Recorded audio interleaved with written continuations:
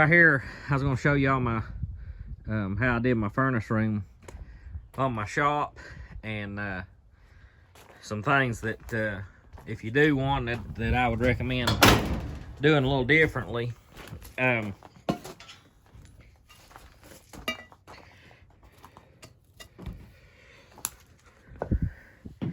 think it's 8 by 12, I believe is what the measurements was on it. But I've got room on the left as you come in to stack firewood. I can stack it all the way to the ceiling. I can actually stack 2 ricks in there. I usually just do one, but I've in the past stacked 2 ricks of wood in there. But I've got it's a Clayton stove, a furnace, a wooden coal stove, and I have my ductwork coming up and going through the wall into my shop.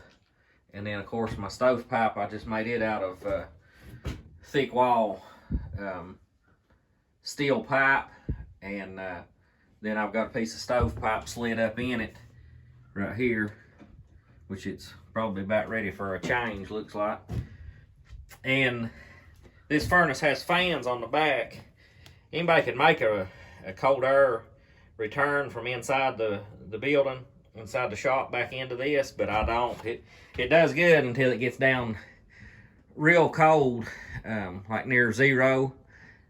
What I would do though, differently, and I might do that to this later, is if you insulated this room, it would help to hold the heat in here better, so that you got more heat into the building. Because if the air's cold in this room, then of course the stove is going to cool off with the fans blowing through it. But you know, until it gets down single digits and 0, which we don't have a lot of that here, just a few times a year, it does really well. And I've just got it run a couple feet into the shop, and it blows out on this one end. Anybody could run a ductwork all the way down the side and have vents in it. You can do it different ways. I just kind of did it simple and easy.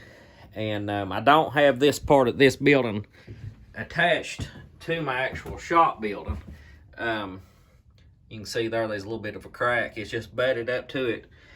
And the floor of it is on a steel frame I built out of a part of a house trailer frame. I don't know if y'all can see it. I also have legs here on it as well, but most of the supports on this steel frame. And my thinking behind that is if I ever had a fire in this furnace room, I could take my tractor and hook to this part of the building. Could stick some forks up under it or something if I could get close enough to it and pull it away from my shop, maybe salvage it. But you know, that's just in an in-case situation. May not, hopefully never happen, and I just kind of prepared in case it did, and chances of catching it in time to do that be pretty unlikely. But I also have a metal floor right here underneath the furnace. I put a piece of sheet metal 4x8 underneath it to protect from ashes falling and stuff, to where it don't catch the plywood on fire. Right there's how I've got my stovepipe. You know, anybody be better off putting a triple wall or double wall pipe or something in there, but just tried to use what I had and what lumber I had and stuff without having to buy something, and it's worked out good for me. In good size, it's not too big, got room, plenty of room, but not too big. But anyways, hope that helps you, and thanks for watching, and if you will, please like and subscribe to the channel.